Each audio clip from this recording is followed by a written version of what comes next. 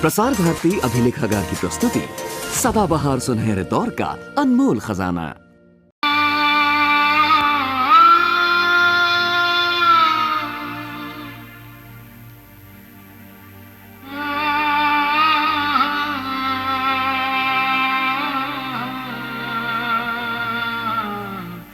प्यार से उन्हें दीन बंधु, रहबरे आजम या गरीबों के मसीहा के खिताब दिए गए।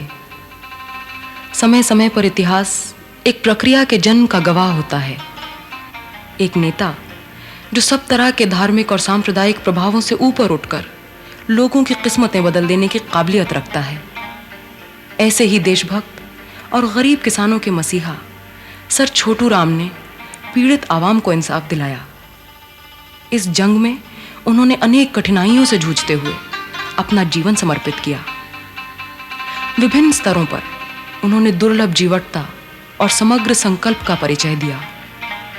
निडरता से लड़ते हुए उन्होंने नए ग्रामीण और सामाजिक सुधारों की स्थापना की। एक महान सांसद, कुशल प्रशासक, कानून के जानकार और सबसे ज्यादा एक अद्वितीय सुधारक के रूप में वे एक अनुपम छवि छोड़ गए हैं। हरियाणा के गांव गढ़ी सांपला में 24 नवंबर 1881 में एक किसान परिवार में जन्मे सर छोटू राम ने अपना समस्त जीवन किसानों की ही सेवा में व्यतीत किया।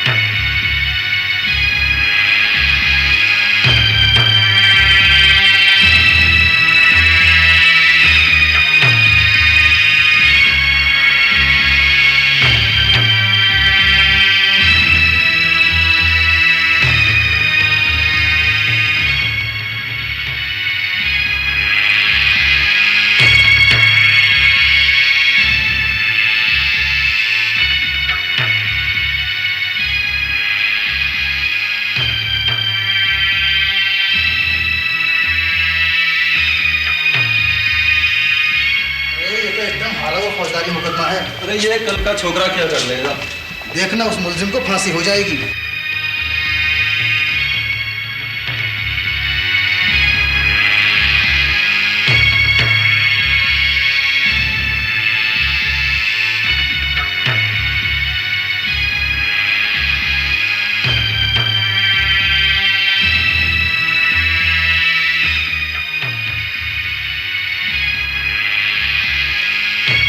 ज़िरे और पेश किए सबूतों के मद्दे नज़र रखते हुए ये अदालत इस नतीजे पर पहुंची है कि वारदात से जुड़े सबूत और गवाहों के बयानात आपस में मेल नहीं खाते हैं। There is no direct evidence, therefore he gets the benefit of doubt. शक की बिना पर अदालत का फैसला है कि मुल्जिम को बाइज्जत बरी किया जाता है।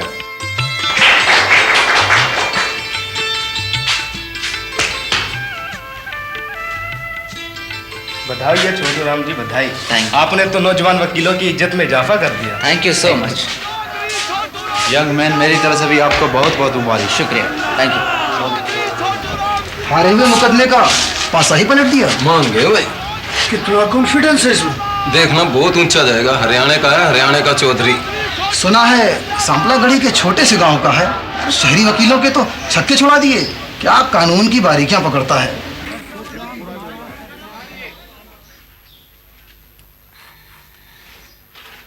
वकील साहब, आ जाओ, दरवाजा खुला है।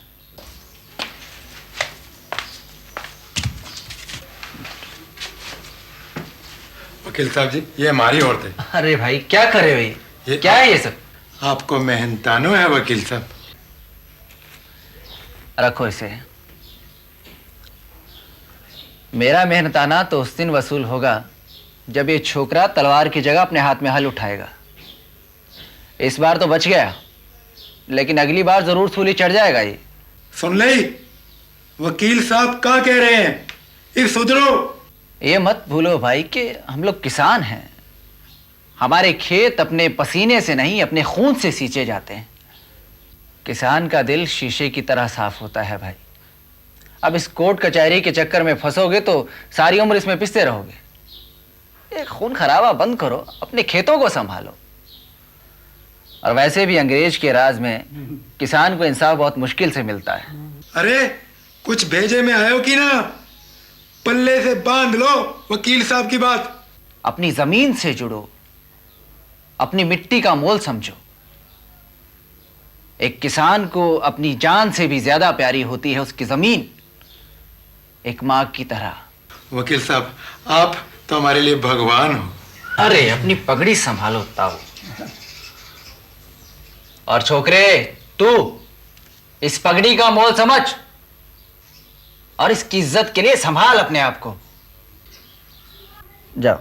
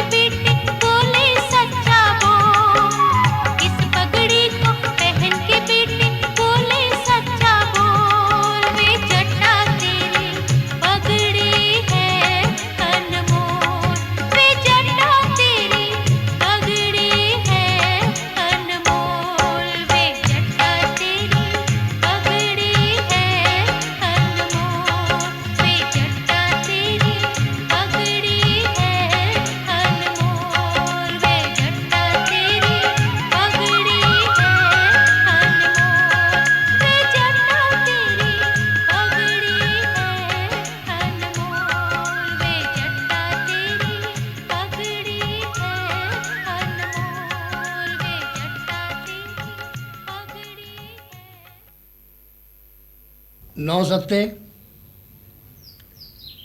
क्या बोल 9 सत्ते 63। मुनीम जी यो ते 63 से ऊपर ही ना जावे। रह सेठ का छोरा सा है, आगे चलकर सैकड़ों हजारों का कारोबार क्यों कर संभालेगा? बोल। राम राम लाला जी। आ भाई सुखी राम आ। यो कड़ाके की गर्मी में तू क्यों कराया? बस यूं ही लाला जी, यो मेरा छोरा छोटू गणित भूगोल करके मिडिल की कक्षा पास कर गया लाला जी। इसे 9 का पहाड़ा आवेश है। क्या बोल 9 सत्ते 63। हाँ तो सुखी राम भाई के बात है? यो मेरा छोरा दिल्ली जाके पढ़ना चाहे से, पर मेरे धोरे पैसे कड़े, सो आपके धोरे आया सू। लाला जी आप तो दुनियादारी ने जानो सो, सोचा आप तो सलाह ले लूं। जाट का छोरा और पढ़ के क्या करेगा? इब्ते कलम की जगह हल पकड़ना सीख ले। घनी गर्मी हो रही है, इस पंखे में हवाई रस है। जरा बड़ा पंखा खींचे सुखी राम। बाबू क्यों खींचेगा पंखा?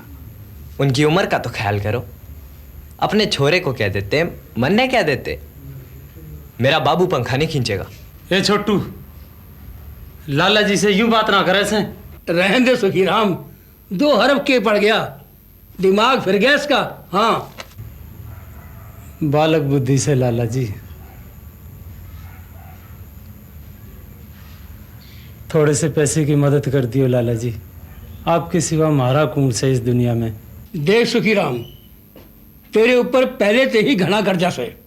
मेरी मान, तेरा छोरा जितना पढ़ लिया उसमें पटवारी तो बन ही जाएगा, ते नौकरी से 2 पैसे तेरे हाथ में भी धरेगा। मेरी मान, उसे पटवारी ही बना दे। पटवारी बना दे, पटवारी बना दे इसे, पटवारी बना दे इसे, पटवारी बना दे, पटवारी बना दे इसे।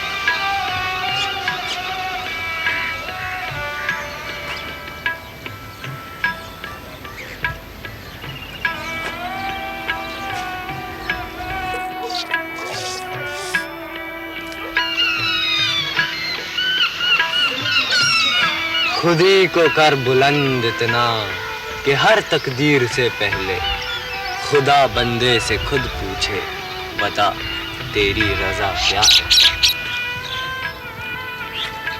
काका तू छोरा से के बात से बेटा?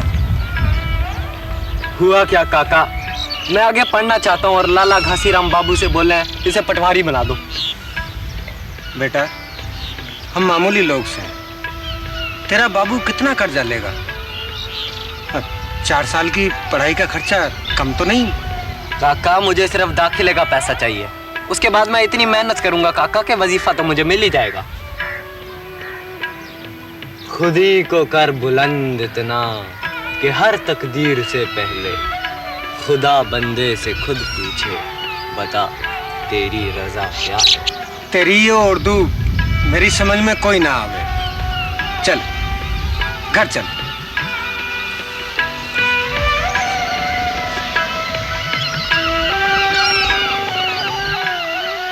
अपने आप को कर्मों से इतना ऊंचा उठा दो कि खुदा भी तुम्हारी तकदीर लिखने से पहले तुमसे पूछे, बताओ क्या चाहते हो। मैं इतनी मेहनत करूंगा काका कि मेरे बाबू को कोई ये ना कह सके कि वो पंखा खींचे।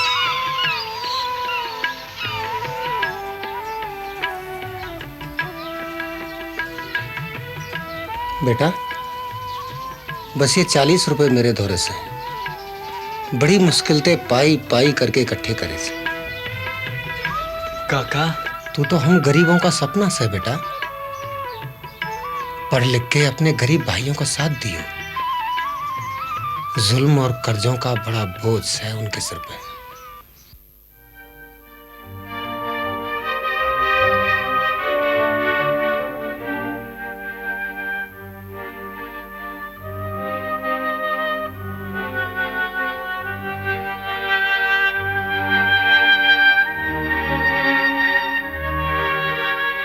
छोटू, ओ छोटू, मिठाई खिला जल्दी से। किस बात की? स्कूल के नोटिस बोर्ड पर ऐलान हुआ है। क्या?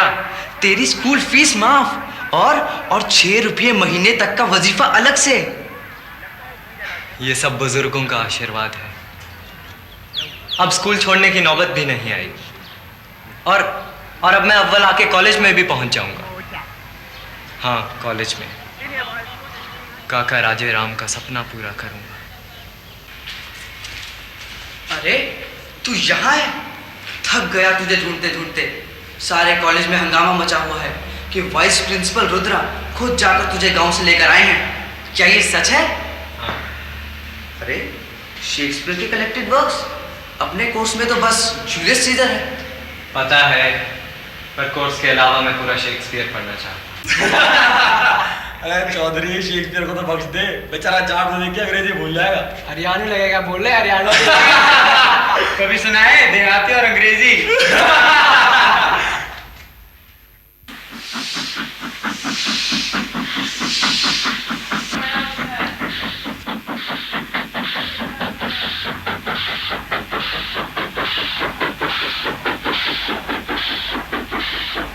जाट का हुक्का है यो? जाट का हुक्का है जी।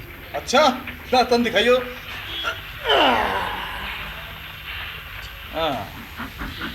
लगे तो तू पढ़ा लिखा सा है। कहाँ का रहने वाला है? रोहतक जिले का।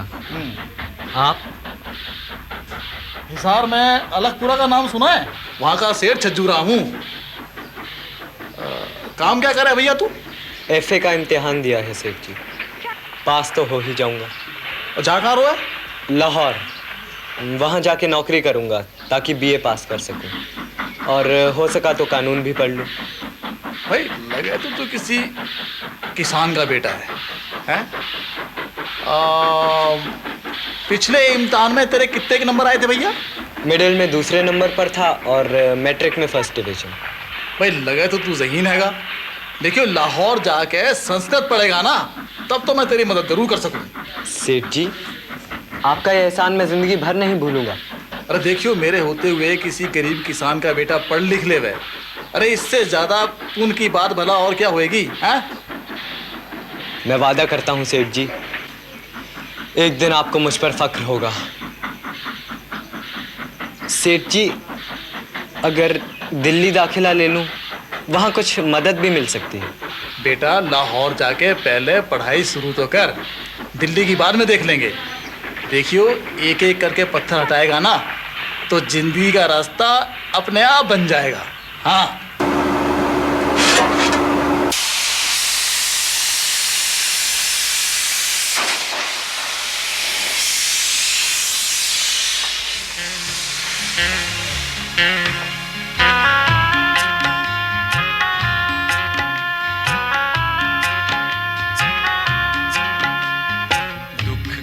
कितने पर्वत चढ़ने होंगे अभी और रे, रात के अंधेरों में छिपी है जाने कहाँ भोर रे।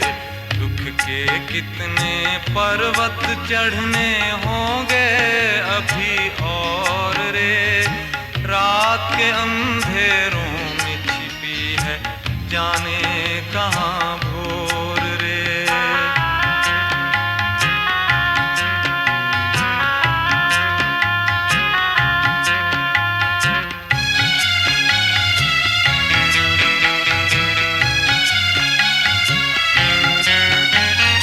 जाने कितना लंबा रास्ता, जाने कितनी मुश्किल, जाने कितनी मुश्किल, जाने कहाँ मिलेगी सबको अपनी अपनी मंजिल, अपनी अपनी मंजिल, अपनी अपनी मंजिल।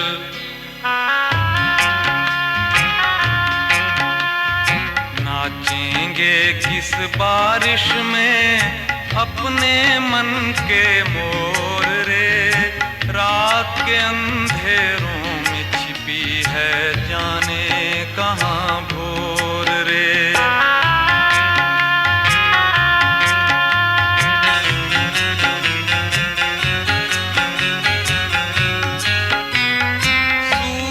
जलता धरती जलती जलता है आकाश रे, जलता है आकाश रे। तेरा मेरा जीवन पीकर बुझती किसकी प्यास रे, बुझती किसकी प्यास रे, बुझती किसकी प्यास रे। हंसते हैं किस पर सारी दुनिया के काले चोर रे, रात के अंधेरों में छिपी है जाने कहाँ भोर रे।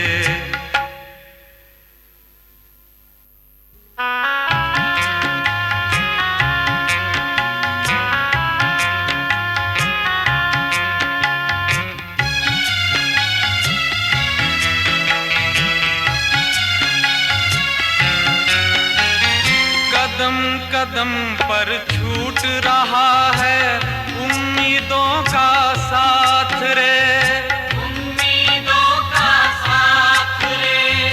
जाने कब तक मुस्काएगी सर पर काली रात रे, सर पर काली रात रे, सर पर काली रात रे।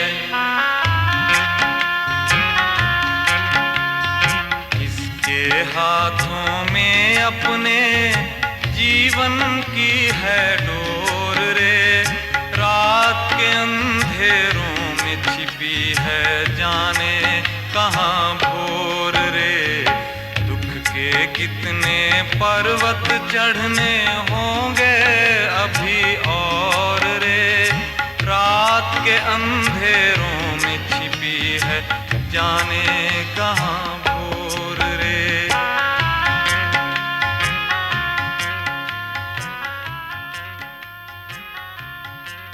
वकील साहब, कुछ नहीं भैरव, बस कुछ पुरानी बातें याद आ गई। ये लो भाई, मैं तो आपको मुबारकबाद देने आया था आपकी शानदार कामयाबी के लिए। लोग आपके नाम की वाह वाह कर रहे हैं। मुझे अपनी वाह वाह नहीं चाहिए भैरव, मैं तो हर उस किसान की वाह वाह चाहता हूं जिसे अपने बुजुर्गों की मौत के बाद विरासत में एक छोटे से जमीन के टुकड़े के साथ सर पर भारी कर्ज मिलता है। जिंदगी की शक्ल में मिट्टी में मिलते पसीने के साथ दम तोड़ने वाले सपने मिलते हैं। गरीबी से जिसका अटूट नाता बन चुका है, मैं उस किसान की वाह वाह चाहता हूं भाई।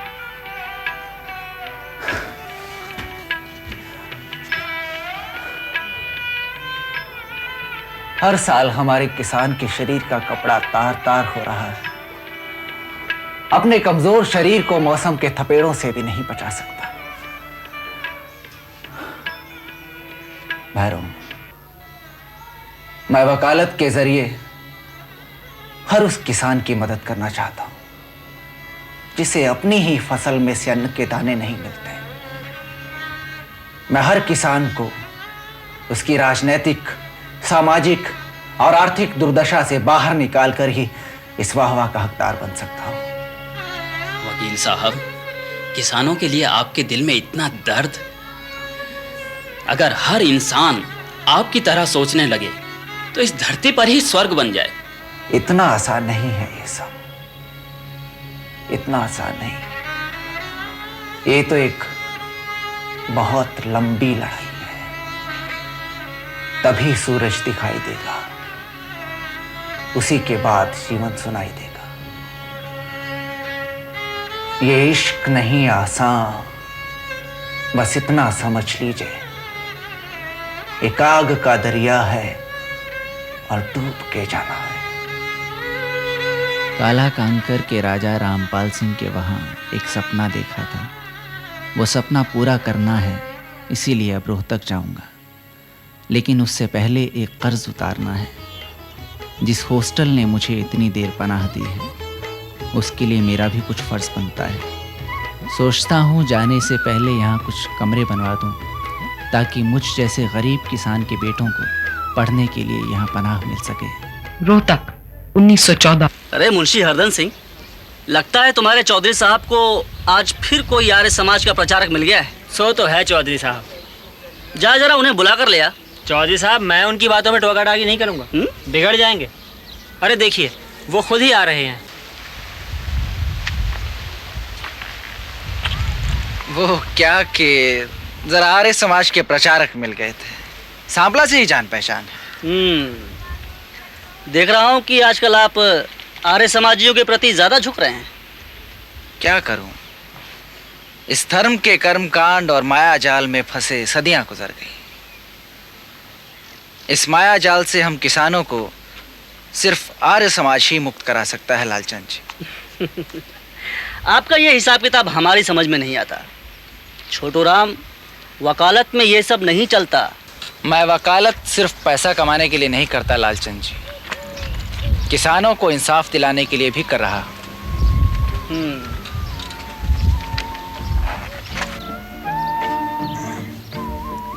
चौधरी साहब, आप ऊपर बैठो, आपके लिए वो। अरे ना ना ताऊ ना, मिट्टी से गंदा नहीं होता मैं भी किसान का बेटा हूँ। इस मिट्टी से तो मेरा बड़ा गहरा नाता है।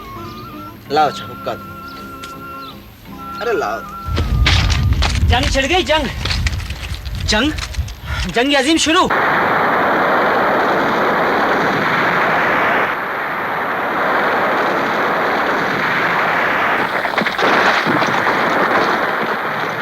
आप क्या सोचते हैं, क्या ब्रिटेन युद्ध में कूदेगा? बेशक, और हिंदुस्तान से मदद भी मांगे, और इसके बदले में हिंदुस्तान को आज़ाद करने का वादा भी करे। इसमें हमें क्या करना चाहिए? मेरे ख्याल से हमें इस विश्व युद्ध में अंग्रेज़ों का साथ देना चाहिए, क्योंकि जब हिंदुस्तान आज़ाद होगा, आज नहीं तो कल होगा, आज़ाद तो होगा ही हमारा हिंदुस्तान। उस वक्त हमारे पास अपनी ही बनाई हुई ट्रेंड फौजें होंगी हिंदुस्तान की सरहदों की रक्षा करने के लिए। आप तो बहुत दूर की सोचते हैं लालचंद जी। मेरी तो यही नीति है कि शांति के समय हल और युद्ध के समय तलवार उठाना हर हिंदुस्तानी का धर्म है। जो बात बताओ चौधरी साहब, इन फरंगियों के लिए हम अपने छोरों की बलि क्यों दें? इन फिरंगियों के लिए नहीं, अपने देश के लिए कुर्बानी देंगे। ये देश तो अपना है। अगर अंग्रेज हार गया तो हम पर राज करने कोई भी आ सकता है। पर हम उनकी मदद क्यों करें? अंग्रेजों के खिलाफ क्यों न लड़ें? मेरे नौजवान दोस्त, ये मत समझो कि मैं अंग्रेजों के पक्ष में हूं। मैं किसान के फायदे का कोई भी मौका हाथ से निकलने नहीं देना चाहता।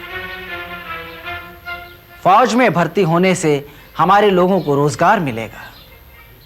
सदियों का कर्ज तुम अपने सर से हटा सकोगे, और गरीब किसानों के बेटों के लिए रोजगार का यह सुनहरी मौका। बात तो ठीक से, कर्ज तो उतरेगा, भूखे दिन मरांगे। हाँ, मेरा एक ही सपना है, देश के आजाद होने तक किसान इतना ताकतवर हो जाए कि वो भी हुकूमत में बराबर का हिस्सेदार बन सके।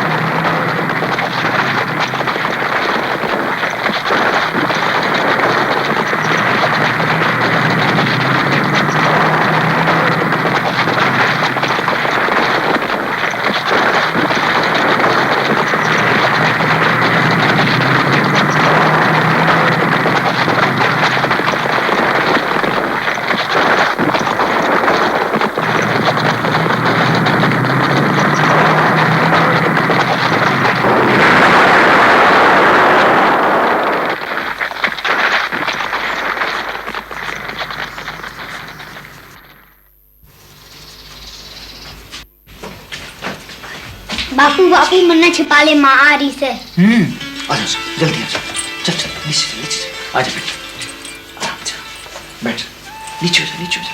शाबाश, इधर इधर इधर, ठीक है। भगवानी, ए राम प्यारी, भगवानी, ए भगवानी, भगवानी। तेरे को तो ना काम ते फुर्सत, ना दिन में चैन, ना रात में आराम। अब इन छोरियों ने कह दे अब ये सो जाएं। भगवानी ने तो स्कूल में भी जाना से। पर छोरियां यहाँ तो ना आई चौधरन। तू भी बच्चों गैल बच्चा बन जावे से। पता नहीं इतना काम क्यों कर संभाले से। तू मेरी फिक्र मत किया कर चौधरन। हाँ हाँ, मैं क्यों फिक्र करूं तेरी, सारा देश जो फिक्र करे से तेरी।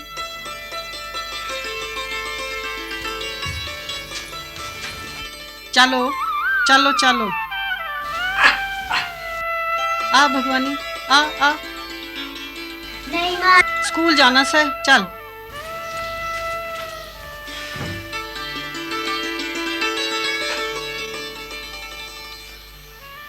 राय साहब जी, सुना से अंग्रेज सरकार थारे ते 100 एकड़ जमीन देवे से। अरे सरकार देगी तो तब जब मैं लूंगा, पहले गरीब किसानों में तो बांट ले ये जमीन।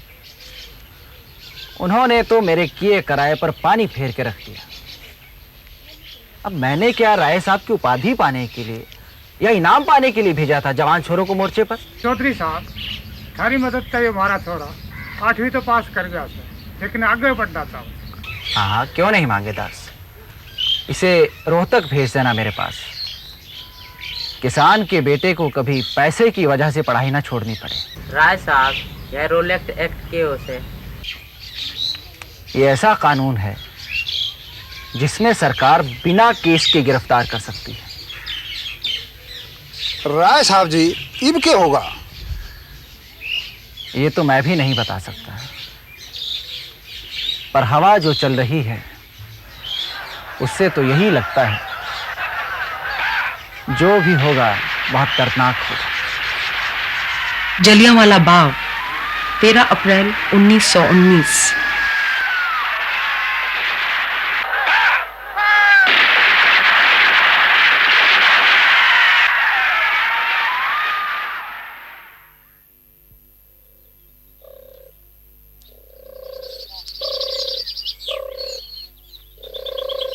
तो मेरे अजीजों, तीसरी बात, वक्त करवट बदल रहा है लेकिन किसान की किस्मत नहीं बदल रही। मैं किसान हूं, इसलिए किसान की ही बात करूंगा। असहयोग का यह जो नारा दिया गया है, अब इसका मतलब समझो। असहयोग, किस तरह का असहयोग? काउंसिल का बहिष्कार करें? चलो कर दिया। कोर्ट कचहरी ना जाए? चलो मान लिया। सरकारी नौकरी छोड़ दें? छोड़ दी।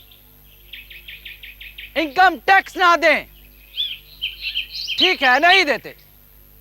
तो फिर ये किस तरह का सहयोग? ये तो खाते पीते शहरी लोगों के लिए है जो इन सब के बगैर भी जी लेंगे। किसानों से कहा है भूमि कर मत दो, तो मेरे किसान भाइयों, अगर किसान भूमि कर पर मालगुजारी नहीं देगा तो 50 रुपए के बदले में उसकी 5000 रुपए की जमीन जब्त हो जाएगी। इस बात को अच्छी तरह समझो। शहरी आदमी अगर 100 रुपए आयकर नहीं देगा तो उसके बदले में उसकी 100 रुपए की संपत्ति जाएगी। लेकिन अगर किसान 50 रुपए भूमि कर नहीं देगा तो उसके बदले में उसकी 5000 की जमीन जाएगी। और उस जब्त जमीन को खरीदेगा कौन? शहर के लोग या फिर गांव में बैठे सूदखोर महाजन। है ना यह सरासर नाइंसाफी? किसानों की भलाई के खिलाफ फैसला। बात तो पते की है, बात में जोर है, हमारे फायदे की बात। मैं कहता हूं असहयोग आंदोलन से किसान तबाह हो जाएगा। 1920 में उन्होंने कांग्रेस को त्यागपत्र दे दिया। वे अपनी उन्नति के लिए अपने सिद्धांतों की कुर्बानी नहीं दे सकते थे। मैं अकेला ही चला हूं जानिबे मंजिल मकसूद, मगर लोग आते जाएंगे और कारवां बन जाएगा। यह युग पुरुष हवा के रुख के साथ न चलकर उसको बदलने की ताकत रखते थे। उनकी मुलाकात मियां सर फजले हुसैन से हुई और इस तरह यूनियनिस्ट पार्टी का गठन हुआ। 1923 के चुनावों में इस पार्टी को भारी सफलता मिली। मेरे प्यारे मेहनतकश किसान भाइयों, हम सबों ने मिलकर एक नई पार्टी बनाई है, यूनियनिस्ट पार्टी। आप गरीबों और किसानों की पार्टी। मॉन्टेग्यू सुधारों के तहत किसानों की ये अपनी पार्टी इस साल होने वाले दूसरे चुनावों में पंजाब से चुनाव लड़ेगी।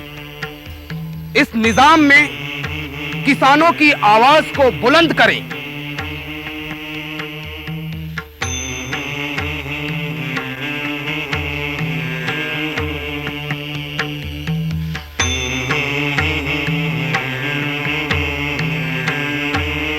ऐ किसान, तुझे आज तक शांति और संतोष का पाठ पढ़ाया गया है, मगर आज मैं तुझे क्रांति की शिक्षा देता हूं। शांति तो शमशान भूमि में हो सकती है, जीवित इंसानों की बस्ती में शांति कैसी? ऐ किसान, तू जीवित है, मुर्दा होने से इनकार कर दे। सर से पैर तक तूफान की आवाज बन जा। शेर की तरह दहाड़ना सीख ले, शेर की तरह। ऐ मेरे भोले किसान, मेरी दो बात मान ले। एक, बोलना सीख ले। दो, दुश्मन को पहचान ले। बस खुदा ने जो मेरे हाथ पर तुम्हारी खिदमत की लकीरें डाली हैं, उतनी खिदमत से पहले मुझे चैन की सांस लेना हराम है।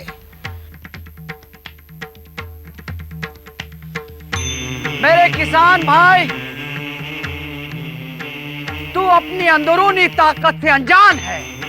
तू अपने आप को पानी का एक कतरा समझता है, मगर तू एक बेपनाह सागर है।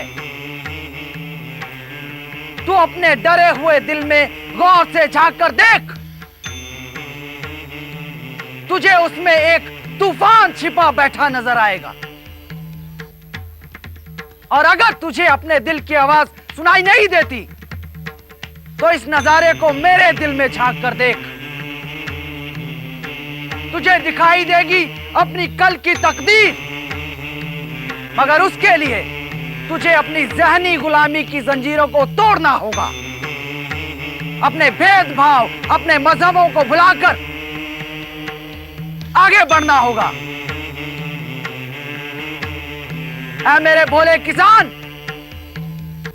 बस एक बात याद रख, तू सिर्फ किसान है, सिर्फ किसान। तू हिंदू नहीं है, मुसलमान नहीं है, सिख नहीं है, सिर्फ किसान है, सिर्फ किसान।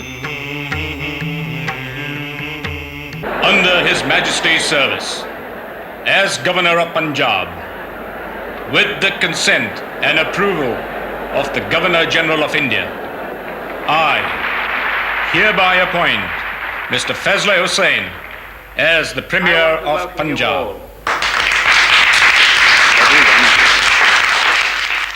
Lal Chand as Minister of Agriculture.